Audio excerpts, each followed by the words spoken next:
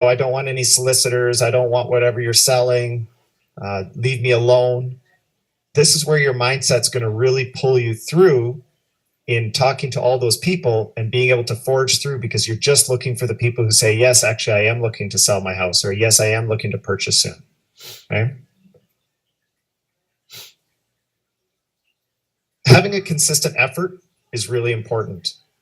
Having a schedule that keeps you on track for prospecting is incredibly important to your success. I always say, if you're going to prospect, if you're going to lead generate, if you're going to look for new business, do it in the morning. You're fresh in the morning. Start off with a really strong, I call it a mindset routine, first thing in the morning. So you wake up at a specific time every day, try and push that earlier and earlier every day. And if you look at the top agents, I mean, I've interviewed a lot of top agents throughout North America. All of them wake up before 6, all of them. And they all have a very strong routine, myself included. I've got a routine that starts from 5 all the way till 7, and I have a lot of great mindset activities. I'll tell you some of the activities that are not in my morning routine. There's zero media. I don't read any news articles. I don't watch any TV. I don't listen to radio with any commercials. Okay, those things poison my mind in the morning. That's because by 7 o'clock, I got to get in the shower and I got to get into the office by a certain time, because lead generation and prospecting time is my most important time of the day. The top agents will also make that time so religious. Like, you go to bed every single night, and you might go to bed at 10 o'clock or 11 o'clock or 12 o'clock. Again, try and move this earlier. But every night you go to bed. Do you ever not go to bed because, you're up doing something, you're on the screens, you're on whatever? Well, you might stay in bed a little later, but every night you go to bed, right? I mean, I think since college, I haven't had a sleepless night where I haven't been in bed every single night. Make your prospecting time as important as your sleep. So it's got to be like eating, sleeping, breathing, prospecting. They're that important. Because without prospecting, going back to one of the first slides, you're never going to generate any business, and you won't be in the business as long as you need to. Okay, so go back, look at time blocking, look at your schedule. Scheduling is one of the most important things, and I can't emphasize enough how important it is. If you want to really get a great look at why you're spending 14 hours a day working but not actually doing anything, try time blocking. This is where you write out 15-minute increments on your piece of paper, and every 15 minutes, you write down what you did in the last 15 minutes. It will amaze you how much time you wasted, okay? Nitsu says, what time do you go to bed to wake up at 5? Usually between 8 and 9. I always think of it like a 9 to 5, right? 8 hours, go to sleep at 9, wake up at 5. Next, after you've established a system and a rhythm for your regular prospecting or mining, you may continue to grow this with the help of calculated investments into your business. So at the beginning, again, try not to spend money on advertising. I really can't stress this enough. It'll work, you'll get some business, but you'll be so reliant on it. Okay, so until you actually build up a little bit of a database of some clients and you start to get some past clients, then if you want to strategically add some revenue back into reinvesting into generating leads or buying leads or however you want to do that, go ahead. Just make sure you keep a rule. So for a lot of people, it's I'm going to reinvest 1 or 2 or 5% of my income back into advertising, but no more. So set yourself up a rule, stick to that rule, and revisit that rule every year and make adjustments as needed. Okay, it's a great way to grow your business and grow your revenue, but without building your credit. Now, once you've earned some revenue, you can continue to perform these activities and open up other options. The great thing, you talk to a lot of the really top agents, and you probably have heard of this. I actually don't have to prospect because most of my business is repeat and referral. Now, a lot of the new agents would love to have a whole book of repeat and referral. The reason why we have the repeat and referral business as some of the top agents is because we've hustled and worked to get to that point. Once you get there, it's really exciting because then you don't have to hustle and work as hard. A lot of the top agents work 5-6 hours a day and generate 50, 60, 70 deals a year. Okay, once you start building.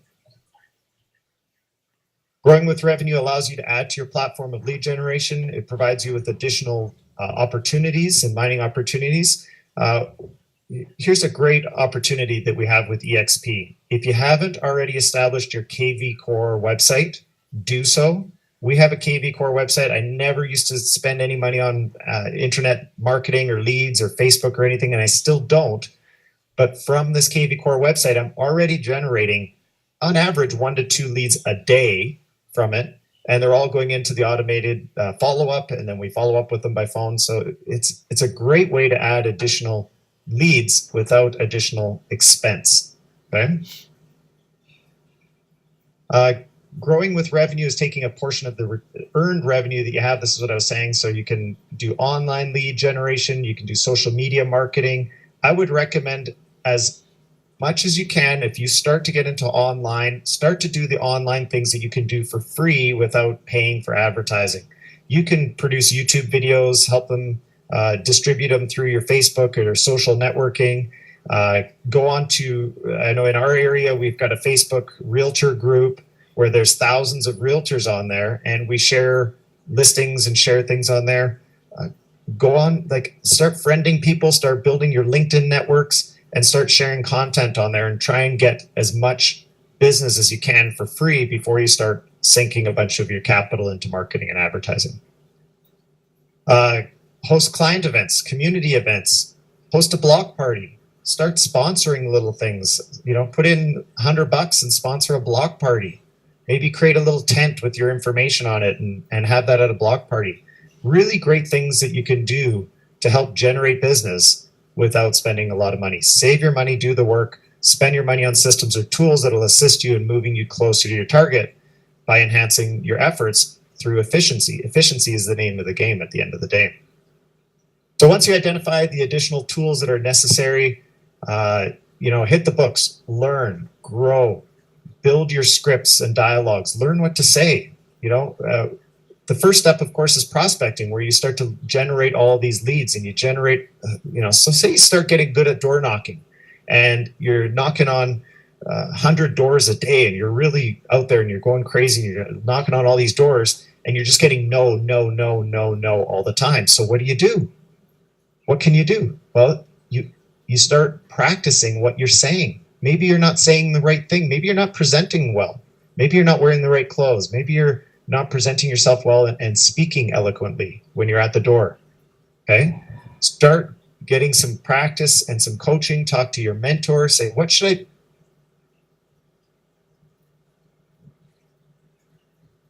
I be saying when I'm door behind or not?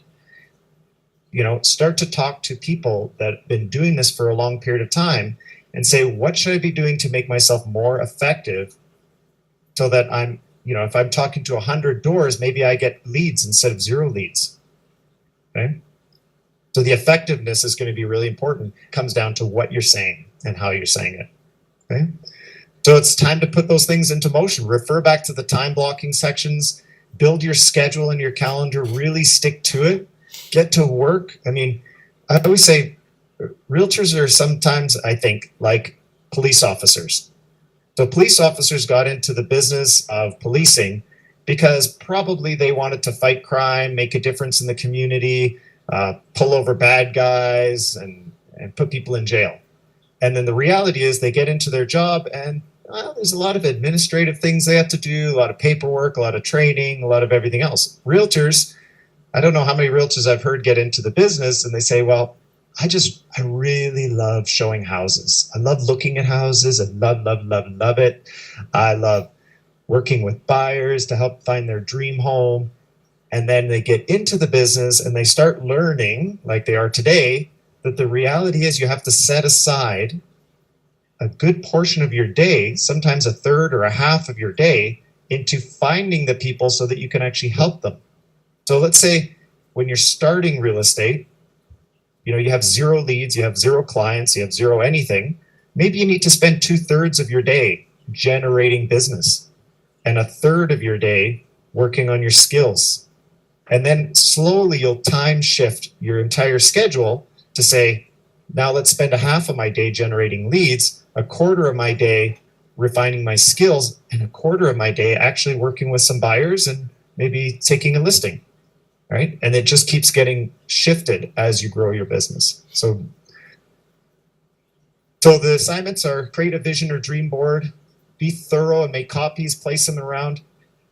Whatever your goals are, share your goals with the people around you. Share your goals with your spouse, your kids, get them involved with your coworkers, your mentor. Share your goals with everybody around you. It's amazing what other people will do to help you achieve your own goals. Assignment number 2, look at your schedule, okay? And schedule revenue building activities into your time blocking. Schedule that prospecting right into your schedule for the day. Assignment number 3, begin to work on your scripts for these revenue building activities, scripts and dialogues. People always say, well, I don't want to sound like a robot at the door. Hi, my name is Pablo. Would you like to sell your house? It doesn't have to sound that way, okay? A script becomes natural once you internalize and memorize the script. So when I come to the door and I say, hi there, how are you? My name is Pablo. I'm a realtor in the area with EXP Realty. And I'm just wondering, we sold a house down the road here. It's a 3-bedroom, 2-bath, and it's sold for $800,000. And usually we know that when one house sells right away, another 2 or 3 will sell right away after that. Wondering, when do you plan on moving? Now that's a script, but I've internalized, I've memorized it, I've made it my own, and it can sound a lot more natural. Okay, so scripts and dialogues, don't be afraid of them. So that's the end of that module, and I really wanted to kind of race through it because I do want to invite John. John, would you mind coming up on stage with me? Okay. And while you're making your way up, I'm going to introduce John. So John Tsai is from Vancouver, Canada. He's an absolute superstar team leader. He's with the John Tsai Group, and he understands probably better than most the value of prospecting. He's achieved sales numbers that most agents can't even comprehend. He's done over 128 transactions a year for the last 3 years in a row, and he's currently ranked 11th out of 14,500 agents in the Greater Vancouver area.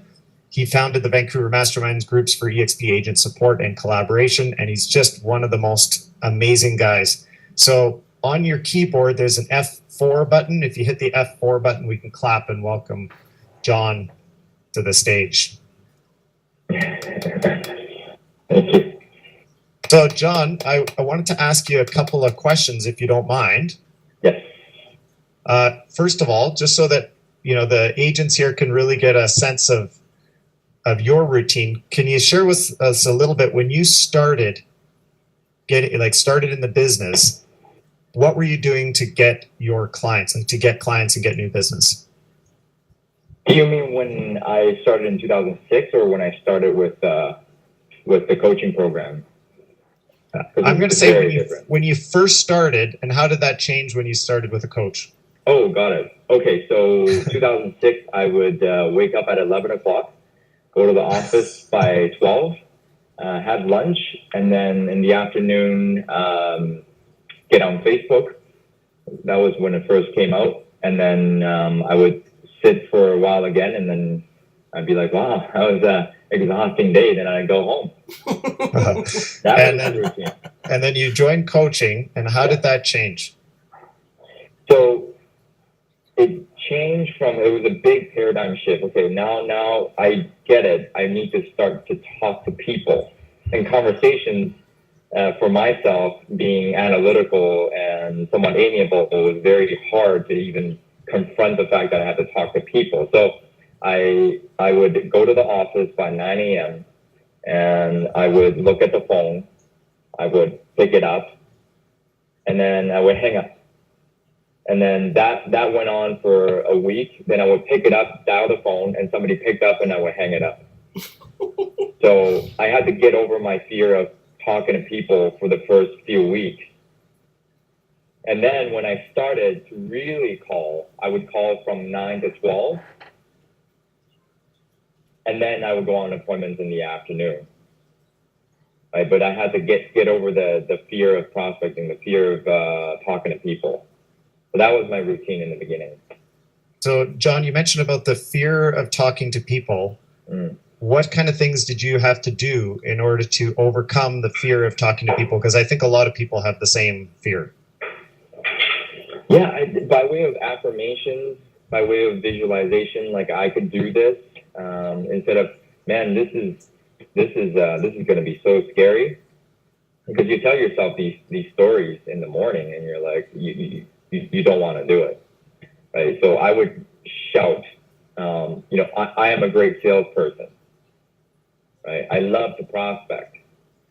I'm going to make today the best day of my life. Right? All those things, and I'm shouting out loud in my office at that time. And right. Then once it gets pumped up, I would pick up the phone.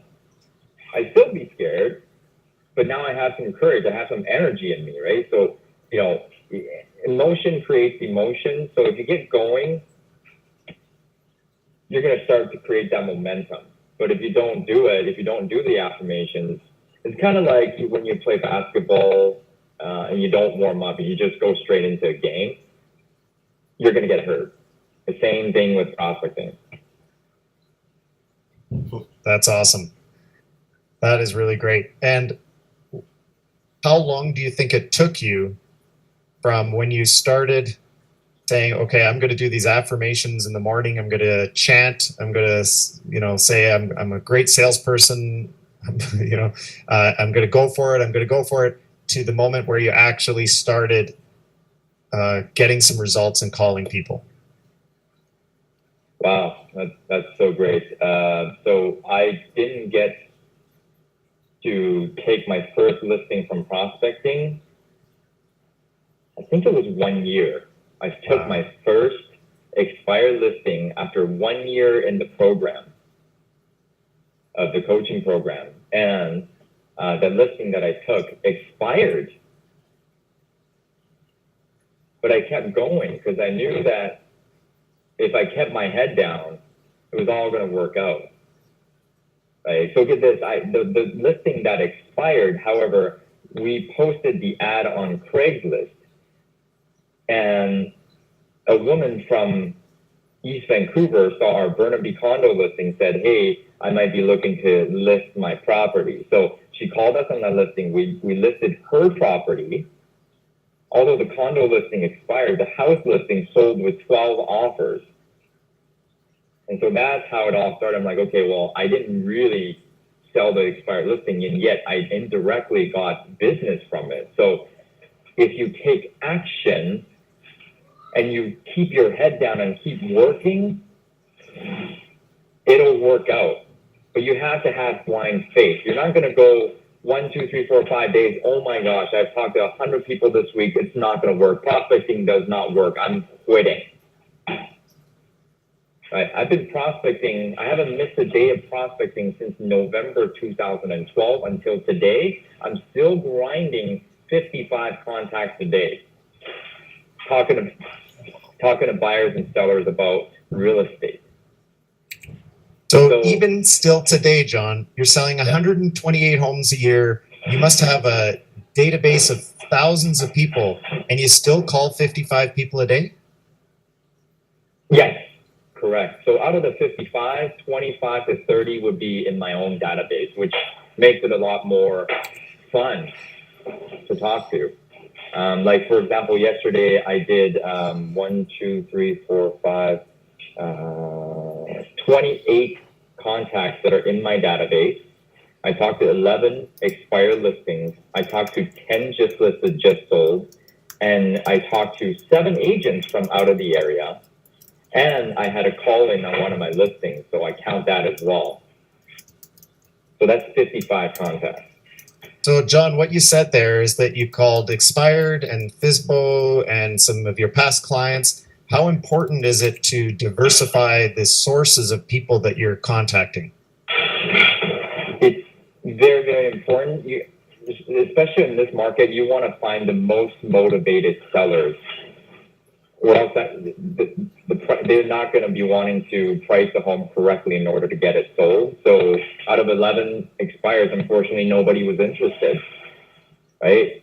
And yet out of the COI, I talked to 28 of them, and I would get a lead. And if that doesn't work out, then I can go to just listed, just sold. But I always go from top down, meaning who is most likely to buy a home today, list the home and sign a contract with me today, right? So I go from the hottest leads, people who I've talked to in the past that have shown some interest. The next up is expired listings, for sale by owners. And then I go into my COI and past clients, center of influence and past clients. And if all that doesn't pan out, then I go to just listed, just sold. And then I go to the agents out of the area. Does that make sense? Yeah. Okay. John, this is all brilliant. So you were saying earlier that you went from a schedule of waking up at 11, going for lunch, being exhausted in the afternoon, to all of a sudden now you're prospecting every day. But you said that for the first year approximately, that you did very little business from the prospecting. And a year is a long time. What did you do for your mindset during that time to maintain the faith, that blind faith, as you said? Yeah, so I joined coaching, and great question, thank you. I joined coaching September 2008, and I didn't do one deal up until March 2009. And so when I joined coaching, I knew there was going to be an adjustment in my mindset. That's when I picked up the phone, hung up, picked up the phone, hung up, and then I finally started talking to people. I would talk to maybe 5 people a day, and then I didn't do a deal for 6 months. Right? In January 2009, I remember this is during the crash, right? And I was thinking, oh, okay, am I either going to quit or I'm going to put my mouth guard in and keep swinging until I knock that person down, knock that fear down, whatever's in front of you. Am I going to quit or am I going to stand up and keep swinging? So I kept swinging, right? And I kept my mindset strong. I did what I needed to do. I got a line of credit. I was $60,000 in debt. Where was I going to go? My education allows me to earn $35,000 a year. And that's why, like, today with EXP, we get so many more revenue opportunities. And I'm just feeling so blessed today. But anyway, coming back to March 2009, that's when I started really prospecting. And then the market recovered a little bit. In 9 months, I did 33 deals that year. Wow, so you have to have blind faith. That's awesome. And, you know, for any of the mentor program guests here, any of the mentees, that mindset of I'm either going to roll over, quit, and let this just be a lesson in life for me. Well, I guess this one didn't work out. Or, as John said, I'm going to put the mouth guard in and just keep swinging until I hit something. And that is the mentality that makes the difference between a successful agent and someone who doesn't see success in this business. And I really want to thank you and acknowledge you for that, John. That was a really powerful statement. Thank you. So, John, you talk about 55 contacts a day, which is just incredible. And I think a lot of us are in awe of that. How important is it to track your numbers and results from the beginning? Or is it okay to just kind of blindly make some contacts and just do your best every day? Or is it important to actually measure and track your results from the beginning? It definitely, because what you measure, you can track and really look at where you're at, with what you're doing. And what you measure, you can actually expand.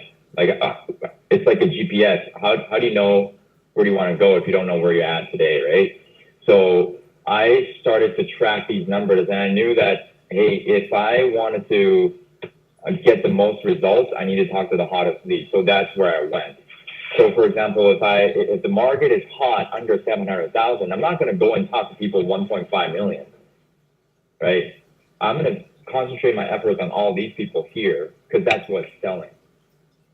And you have to be very smart about it. And I have, new agents come into the team and coming into real estate. Hey, let's go door knocking. let's just straight up just cold call. I can do this. I can do this.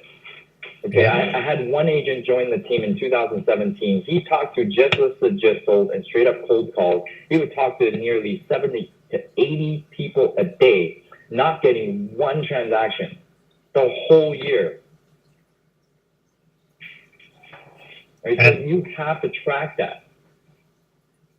So if you're getting those kind of results where you're, because a lot of these new agents are going to start prospecting and they're going to say, okay, that's great, but I've also got to pay the bills. Like I need to get some deals. So I can't afford to just talk to 70, 80, 100 and not sell houses. What do you say to those people?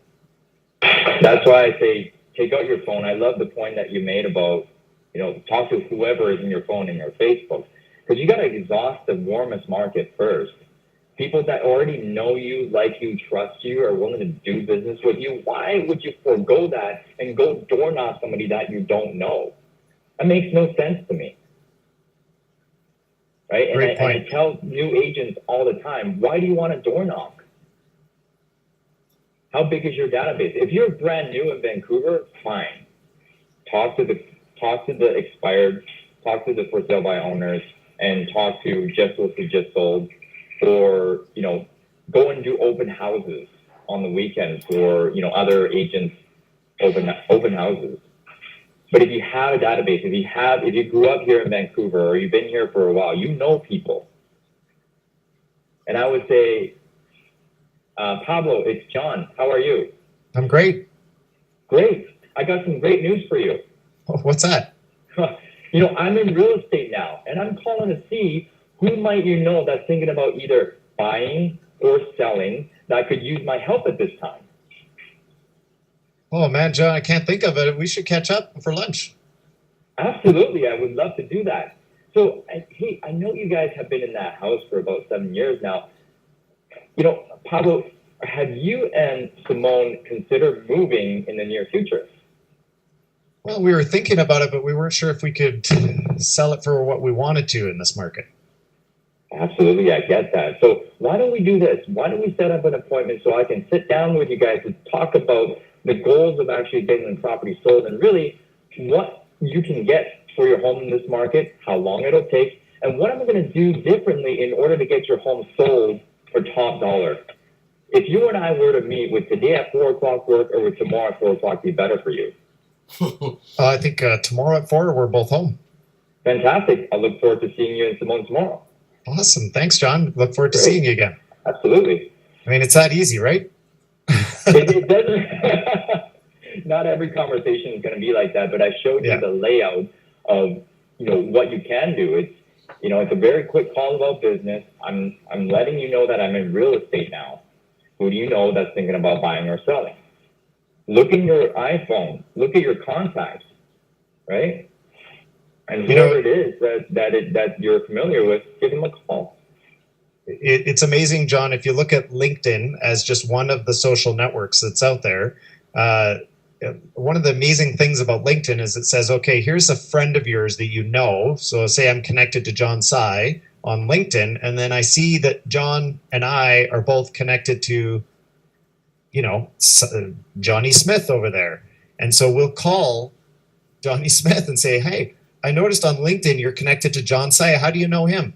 Oh, well, we have the same first name, kind of, and so we know each other from high school. Isn't that interesting? Well, my name's Pablo. I also am a friend of John's, and I'm wondering if you or anyone you know is looking to buy or sell a home. It's like, this is how you find people, folks. You don't have to make it too complicated, right? Just got to ask. You got to ask. So I think since we've got a couple minutes left here, I think it'd be a great opportunity if anybody's got some questions for John you can either raise your hands or just go ahead and speak out. And I think we've got Armin in the back there. Go ahead, Armin.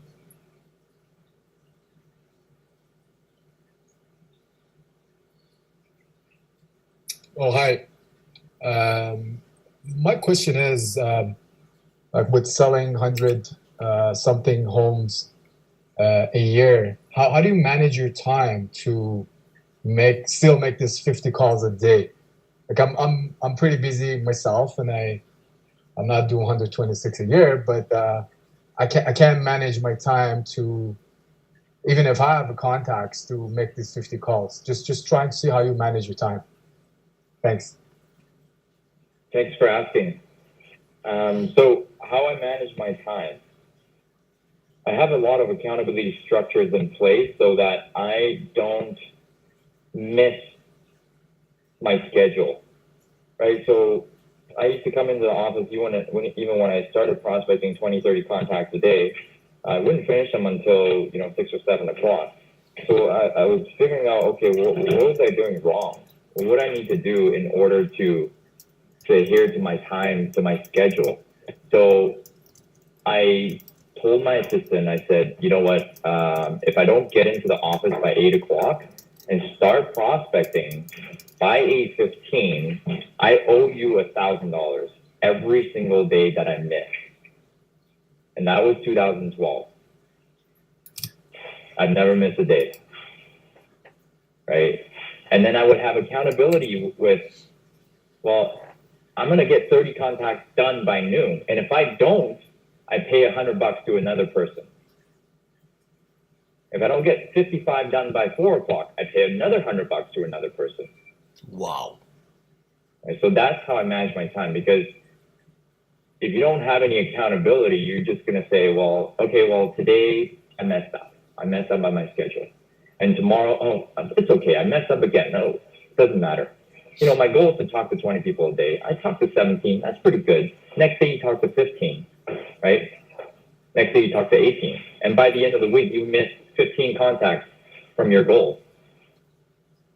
Right? Does that make sense, Armin? Yeah, it makes sense. I guess my point was around when you get too busy, that my point is, like, I don't even have time to make these calls, and I guess it's a sign that I need an assistant or someone else to help me, because I just don't have the time to make those calls, even though I have contacts, but I don't have time. I'm busy with the showings, submitting offers, things like that. That was my point. I can help answer that, got it. John. Yeah, go ahead. If you don't mind, I'm going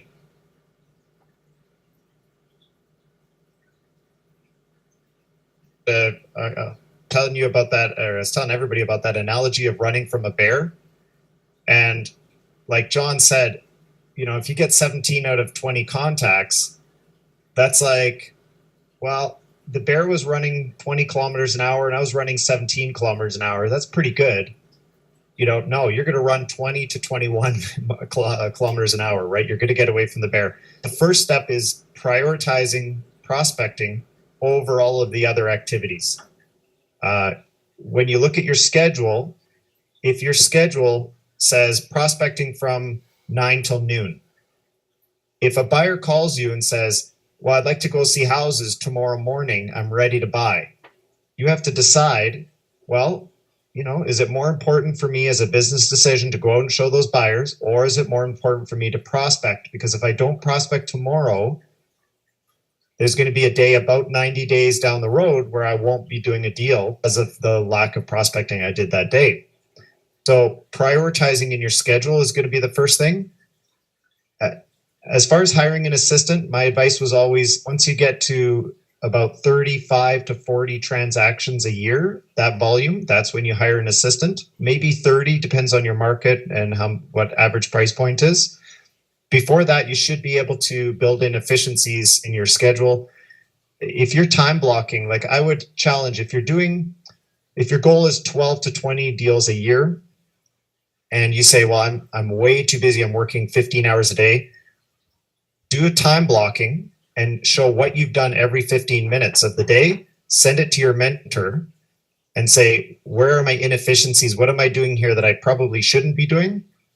You might answer the question for yourself, but it's going to be a lot of, I spent time trying to generate leads on Facebook, or I spent a lot of time, I had to drive my kids somewhere, or there's always inefficiencies, right? Thanks so much. I appreciate it. You're welcome. Any other questions for John while we got him here? That was a great question, by the way.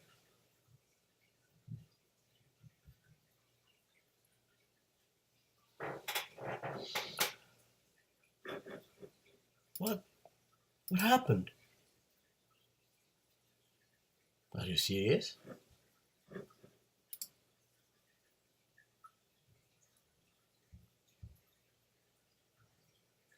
I don't know.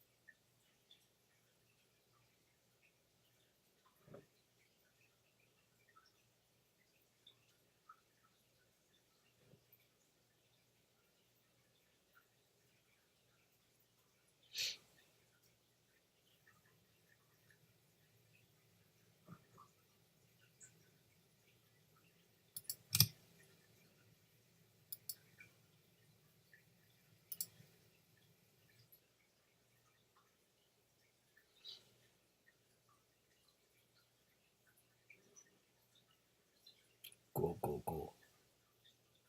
When you're trying to get someone's contact information, I never ask them for their, can I have your phone number or can I have your email? Because people are pretty protective of their contact information a lot of times, right? So rather than that, I just say, what's the best number to reach you at? And it's amazing how people give out their number a lot more freely when you say, what's the best email to send this to? Or what's the best phone number to contact you at? Versus, can I get your number? Okay, well, I have a question. Is John still there? Yep. Okay. It's Simone in Calgary. John, can you just give us some tips on when your mindset really goes down in the dumps, which I think probably happens to everybody? What are some of the go-to things that you do to get yourself back in the right direction? Oh, that's such a great question. So what I do, and every stage of my career, I have different things that I do. And at this point in my career, I wake up pretty anxious and a little bit depressed and a little bit angry. And so I just wake up and I start to accumulate small wins. So what does that mean? I wake up at 4:30 right now and I'll do my gratitudes, and then I will journal and I will read. And every little thing that I tally is a small win. And so once you start to build up the small wins, your mindset gets better. Even though I don't want to do it, I get to the gym by 5 o'clock and I work out for 1 hour. If I'm there and I'm only 50%, at least I'm there. I count that as a win. So all these small wins in the morning get me out of the dumps in my mindset. And during the day, if I'm feeling overwhelmed or my mindset goes down or a deal goes sideways, I know that I'm out of integrity somewhere if I'm feeling that, right? So what does that mean? So really looking at your incompletions in your life. So who do you need to talk to in terms of your sellers or buyers that you promised them that you do and you didn't do? All those things can pile up and actually make your mindset go deeper into the dump when you're out of integrity. When you're in full integrity, you knew that you did everything that you could for the day. You can't hate yourself. There's no guilt anymore, right? And so your mindset starts to improve that way. But if you're out of integrity, things can go sideways pretty quick. Does that make sense, Simone? Yeah, that's really great. Thanks so much, John. Thank you. I'm going to point out one book that people may want to look at if they haven't already. It's The Miracle Morning for Realtors. I think his name is Hal Elrod. And it's a fantastic if you want to work on your morning routine and mindset.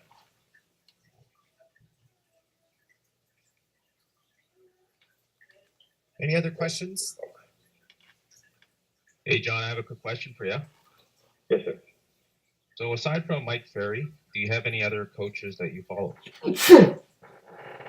No. I only subscribe to one coach.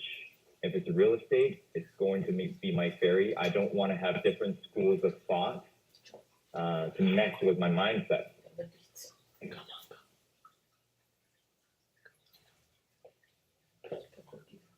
That's a really great and important point, John. And, you know, there's lots of different coaches out there. Tom Perry, of course, Brian Buffini, Proctor. There's a number of different coaching programs out there. And my personal opinion is that just about all of them work. But you have to follow the system. So everyone will have great, valuable information.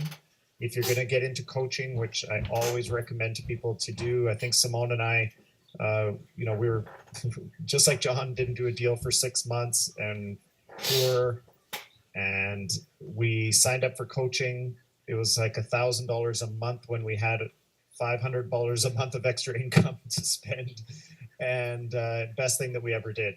So at the beginning here, as you're starting your career, lean on your mentors. This program is amazing. We didn't have anything like this when I was starting out. So you've got a mentor, lean on them for the first while. And as soon as you can, you know, look at some formal real estate training. Just like any athlete, you're not going to get to the Olympics without a coach. So 100%. Great point that every coaching program works. Everything out there works. You just have to work it. And, you know, for myself, I know that, you know, Mike Ferry is what I chose, and I'm going to stick with it. And again, just if you're out there looking for coaching, if you don't have any coaching, get coaching. And again, this mentorship program is fantastic. I've never had this at my previous brokerages, so this is great.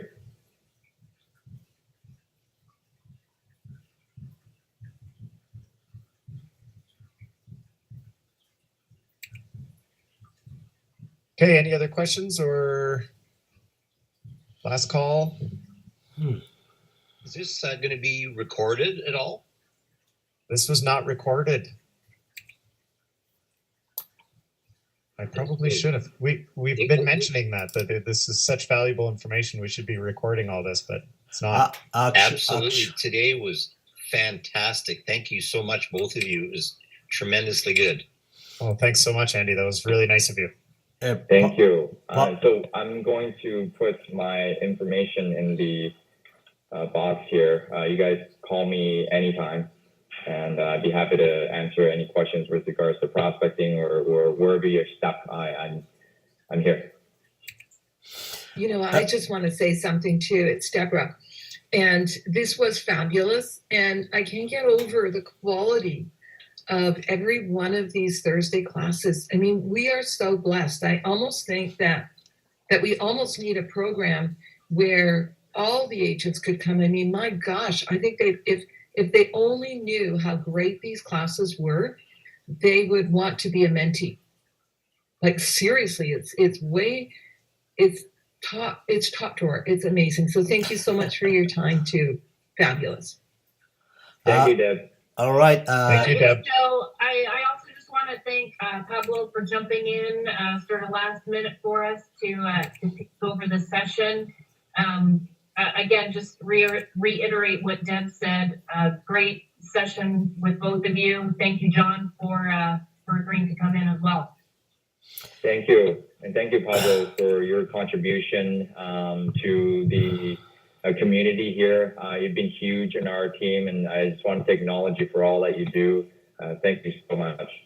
Thank you. Awesome. One more thing, Pablo. I just want to say. Okay, so we're going to wrap it up. Pablo, any last questions? Hello? So last call again for questions. Any questions? Can you hear me? Okay, we're going to wrap it up. So thank you very much, everybody. I really appreciate it. F4 is your clap. If you want to clap for John. Thank you. Okay, bye, everybody. Thanks, Pablo and John. Bye-bye.